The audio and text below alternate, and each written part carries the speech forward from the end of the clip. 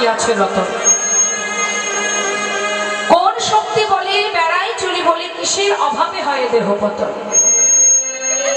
দেহের মাঝে আছে প্রাণেরই সঞ্চার, তাহাতেই বলি আমার আমার। প্রাণ গেলে হবে সবাকার, সব নেশারে শপথ। যত সময় দেহে প্রাণ থাকবে তত সময় আমার আমার করব, যেদিন প্রাণ থাকবে না আর আমার আমার করব না। কিন্তু যে প্রাণটা চলে যায় সেই প্রাণটাই কিন্তু আমি। এই দেহটা আমি নই, এই হাতটা আমি নই। কি গো মা, এই হাতটা কি আমি? হাত দেখলে বুঝতে পারবেন যে এটা আমি। তাহলে হাত এটা আমি নই, এটা আমার। চোখ আমি নই, চোখ দুটি আমার, তাই তো? চরণ দুটি আমি নই, আমার। তাহলে আমি কোথায়?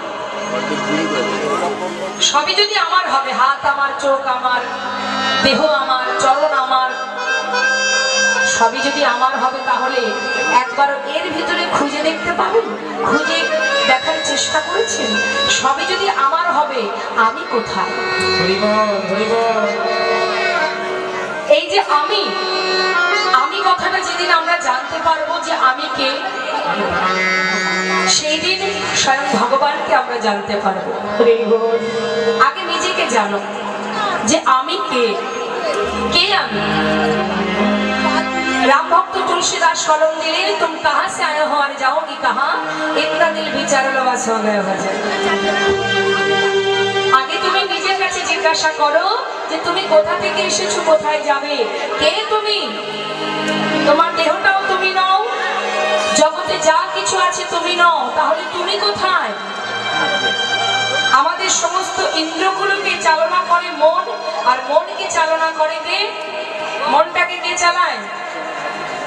মনটাকে চালনা করি আমি স্বয়ং নিজে।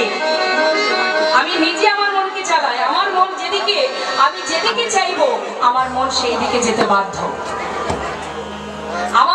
আমি যদি চাই যে আমি এখন সিরিয়াল দেখবো, তাহলে আমার মন সেখানেই চলে যাবে। আর দেহ যখন যাবে মনও সেখানে যাবে।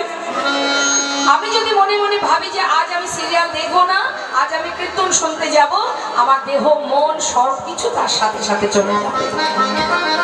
তাহলে দেহটা অসার, দেহটার সঙ্গে আমার সঙ্গে কোনো মিল নেই। কিন্তু এটা একটা আলাদা জিনিস, দেহটা একটা আলাদা বিষয়, একটা নশ্বর দেহ, মাটির দেহ, প্রকৃতির সৃষ্টি।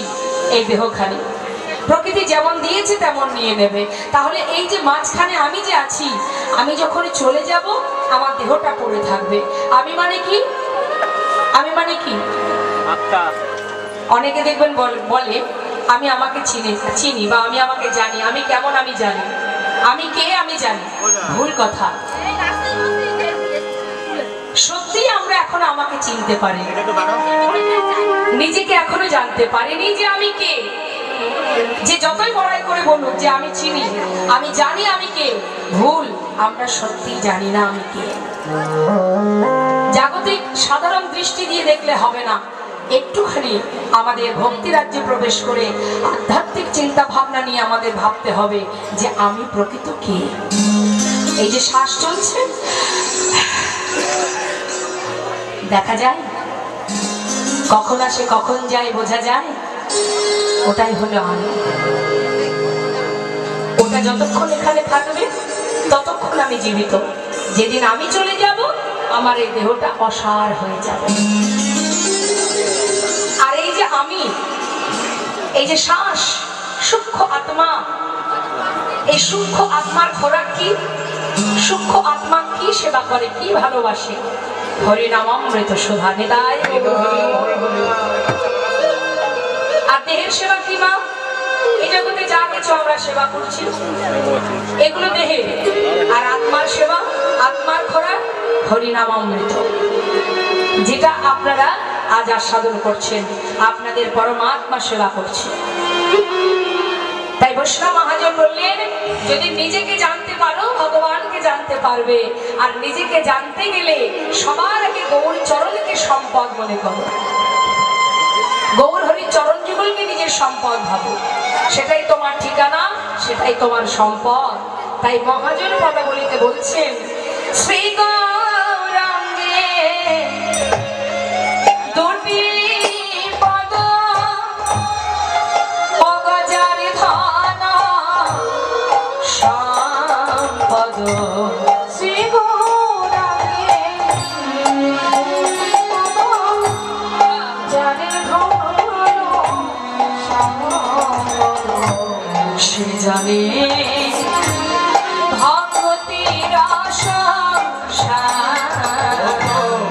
জানে ভক্তির সেই তো জানে গো, সেই তো জানে গো, যে জন গোবর চরণ ভজে সেই তো জানে গো, পঞ্চরসের রস সাগর সেই তো জানে গো, পঞ্চরসের রস সাগর সেই তো জানে গো, সেই জানে ভক্তির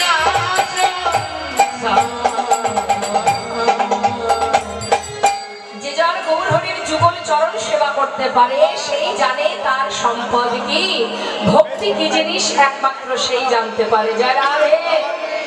কিন্তু মাগো এত সুন্দর কৃষ্ণ ভজনের মানব জনম পেয়ে আমাদের সারাদিন ধরে মায়ার সংসারে মায়ার বালিশ মাথায় দিয়ে মনের সুখে ঘুমিয়ে থাকতে থাকতে কে আমি কার কেন মরে যারে তপত্রয় ইহা না জানে জীবের কইছে হিত হয়।